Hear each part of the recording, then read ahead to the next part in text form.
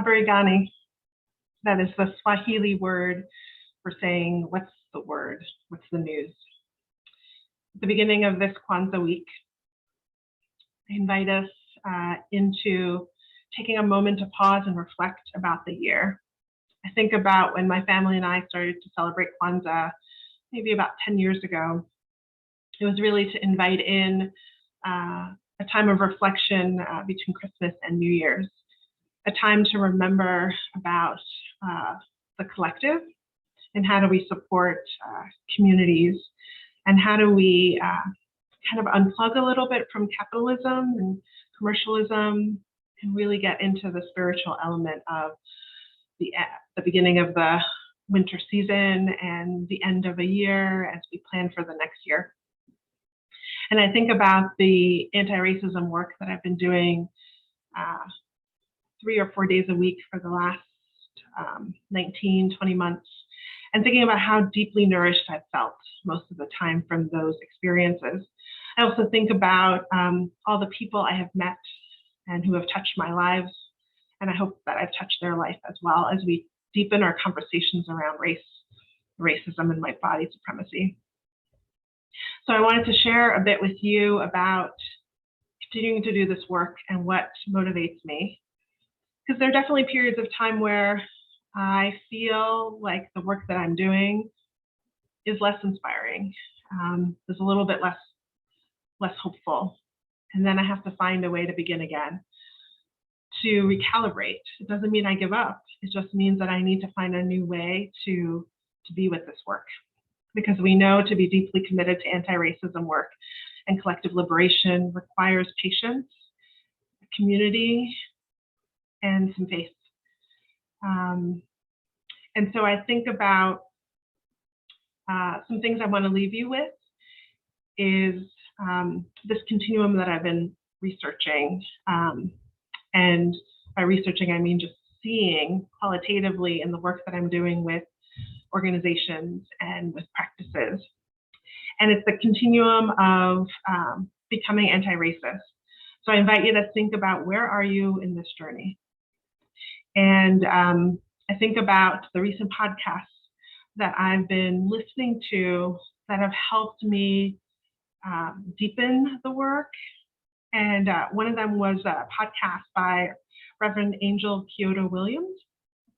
And another podcast was from Brian Stevenson.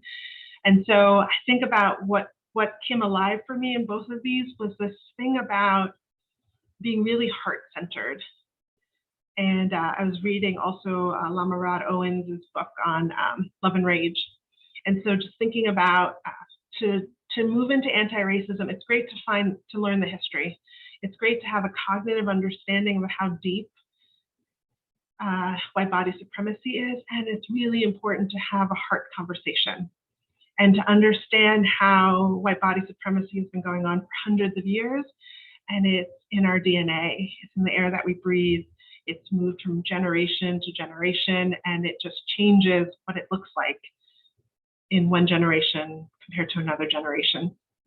And I recently read Robin DiAngelo's book, Nice Racism, and I was hesitant to read it at first, but it was amazing. She so captured so much of what I see in anti-racism workshops and the work that many individuals continue to need to do to understand the way in which subtle racism shows up almost every day in predominantly white spaces. So here is the continuum, and I invite you to think about, where are you on this continuum? How does it apply to you? What ways do you want to deepen conversations around race and racism in 2022? And I hope that you'll join me in my anti-racism series, where we can have real heart-centered conversations. So Cheryl N. Weston talks about the work of anti-racism is different for white-bodied people versus bodies of color. So on the white presenting continuum, I like that she has a spectrum within a spectrum. So all the way on the left is those who identify as overtly racist. So on a conscious level, they believe in white body superiority, and that those who are in Black and brown bodies are inferior, probably due to biology, maybe due to behavioral choices that are made, but they support racist ideas and racist policies. And then we move towards ethnocentrism. And if we think about this as a bell curve, is that most people are in the center of that bell curve. So most people are either ethnocentric or not racist, and fewer people are overtly racist or anti-racist. So someone who's ethnocentric on the more overtly racist side is someone who just tends to live and perhaps work in areas of people who have similar identities to them. So white bodies, so you tend to live around other white-bodied people, maybe tend to work in predominantly white-bodied areas, and so you don't have a lot of proximity to Black, indigenous, and other people of color. And then there's a version of ethnocentrism that's more welcoming. I would say that version of ethnocentrism is more colorblindness. And so the colorblindness is more about welcoming other people who are different than you, but underlying that is a sense of assimilation, that other people are welcome as long as they assimilate, that they don't accentuate the ways that they're different, and that they kind of conform to a lot of white supremacy culture, or at least don't make us uncomfortable. Those who are in the dominant identity don't make us uncomfortable. And we see the harm that comes from colorblindness of not seeing people's full humanity and all that makes them who they are.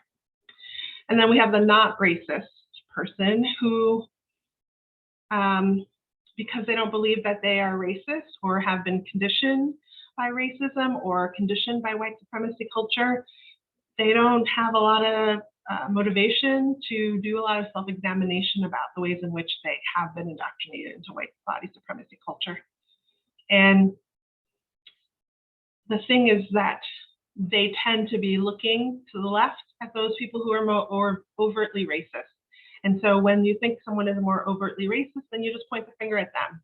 They're the one with the problem, versus maybe examining the ways that you as a person may have some work to do. Maybe it's around where you choose to shop. Maybe it's about where you choose to live. Maybe it's about where your kids go to school.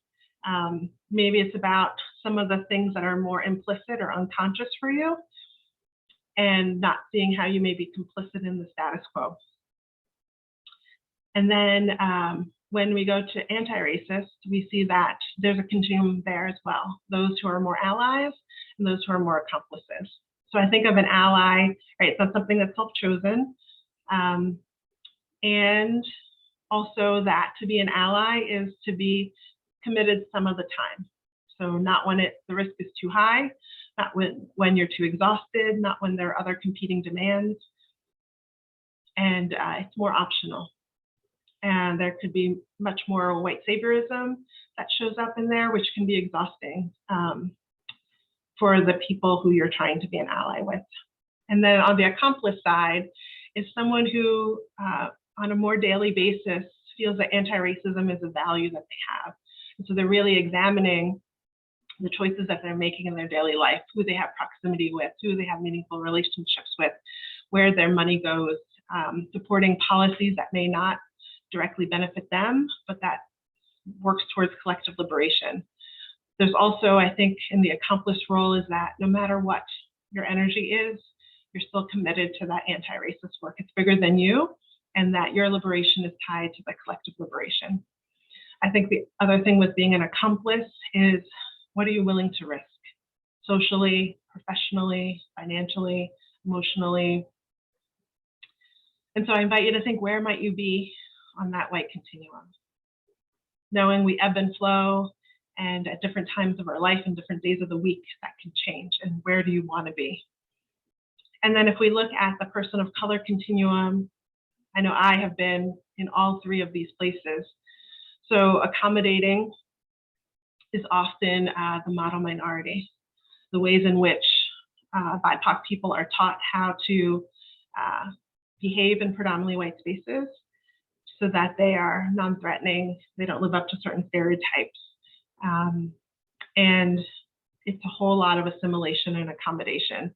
And so from how you talk to what you wear, to how your hair is, the things that are never named. And there's a lot of stuffing that happens. And then we move towards awakening. And awakening is an understanding of, when do I need to code switch? And when don't I? Can I have more and more spaces where I can be my full self? Can I understand that accommodating me is a way to survive a system that was not made for me to thrive? And then affirming of self is starting to shed any of that shame, any of that internalized racism and oppression, and working towards anti-racism. Because the reality is that one can be a person of color and not be anti-racist. And so how do we work towards collective liberation and not just my own freedom? So just some things to kind of think about. And I look forward to deepening the conversations about race and racism and white body supremacy. Because if we're not having heart conversations about it with a variety of people, we won't get to collective liberation. I hope that you have a nourishing day, whatever it is that you're going to do. Be well.